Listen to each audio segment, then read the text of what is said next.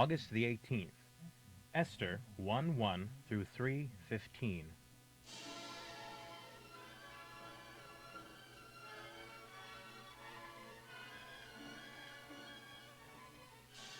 It was the third year of the reign of King Ahasuerus, emperor of vast Media Persia, with its 127 provinces stretching from India to Ethiopia.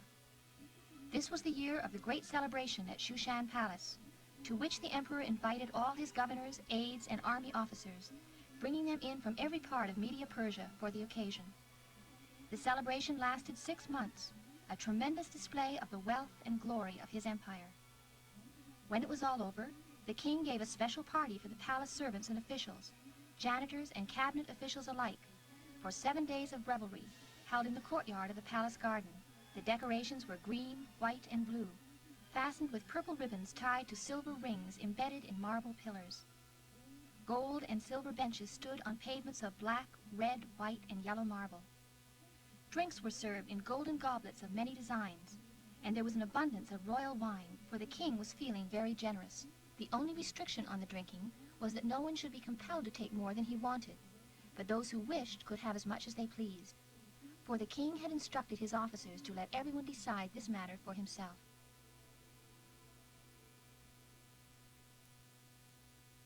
Queen Vashti gave a party for the women of the palace at the same time. On the final day, when the king was feeling high, half drunk from wine, he told the 7 eunuchs who were his personal aides, Mehuman, Biztha, Harbona, Bigtha, Abagtha, Zethar, and Carcass, to bring Queen Vashti to him with the royal crown upon her head, so that all the men could gaze upon her beauty, for she was a very beautiful woman. But when they conveyed the emperor's order to Queen Vashti, she refused to come. The king was furious, but first consulted his lawyers, for he did nothing without their advice. They were men of wisdom, who knew the temper of the times as well as Persian law and justice, and the king trusted their judgment. These men were Karshina, Shethar, Admatha, Tarshish, Meres, Marcina, and Memucan, 7 high officials of Media Persia. They were his personal friends as well as being the chief officers of the government. He asked them, "What shall we do about this situation? What penalty does the law provide for a queen who refuses to obey the king's orders, properly sent through his aides?" Memucan answered for the others. Queen Vashti has wronged not only the king, but every official and citizen of your empire. For women everywhere will begin to disobey their husbands when they learn what Queen Vashti has done. And before this day is out, the wife of every one of us officials throughout your empire will hear what the queen did and will start talking to us husbands the same way. And there will be contempt and anger throughout your realm.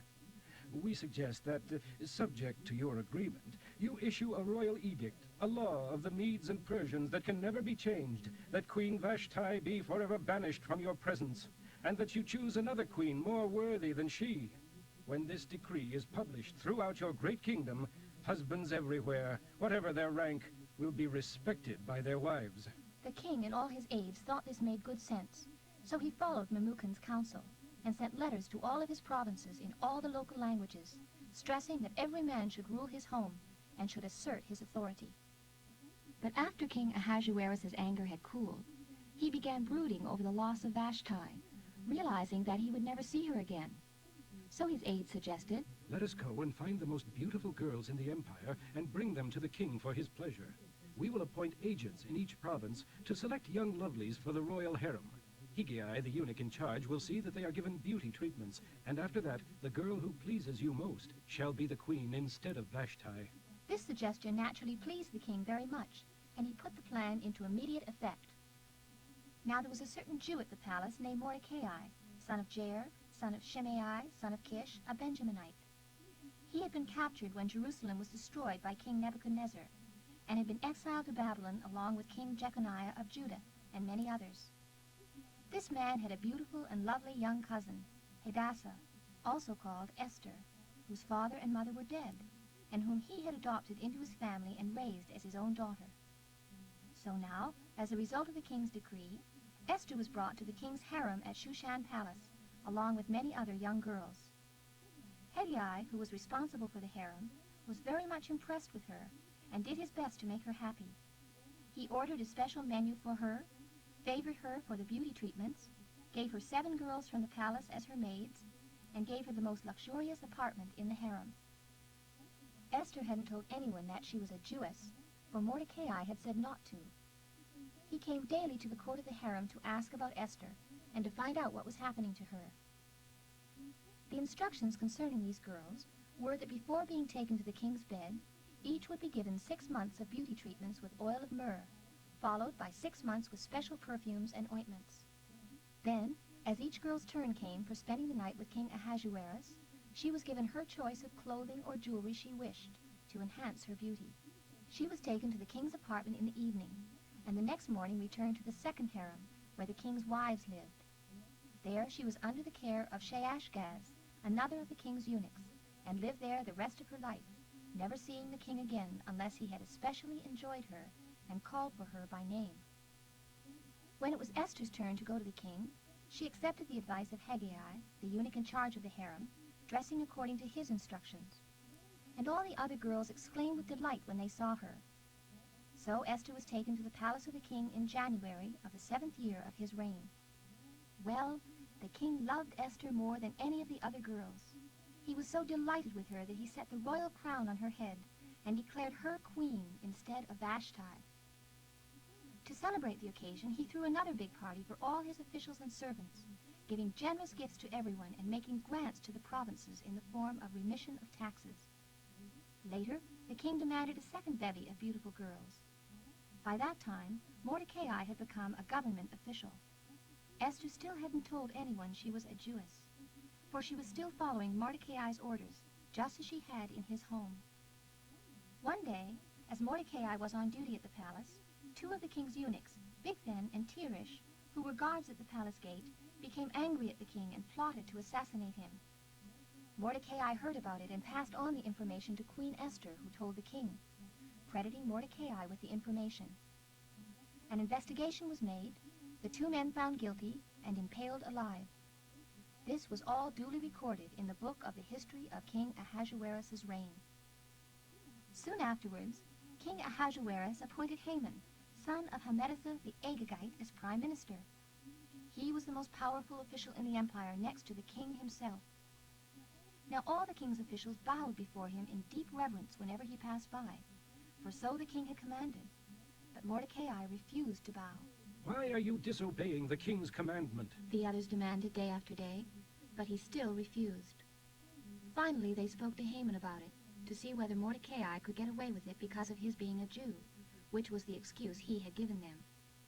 Haman decided, however, not to lay hands on Mordecai alone, but to move against all of Mordecai's people, the Jews, and destroy all of them throughout the whole kingdom of Ahasuerus. The most propitious time for this action was determined by throwing dice. This was done in April of the 12th year of the reign of Ahasuerus, and February of the following year was the date indicated. Haman now approached the king about the matter. There is a certain race of people scattered through all the provinces of your kingdom, and their laws are different from those of any other nation, and they refuse to obey the king's laws. Therefore it is not in the king's interest to let them live. If it please the king, issue a decree that they be destroyed, and I will pay $20 million into the royal treasury for the expenses involved in this purge. The king agreed, confirming his decision by removing his ring from his finger and giving it to Haman, telling him, Keep the money, but go ahead and do as you like with these people. Whatever you think best.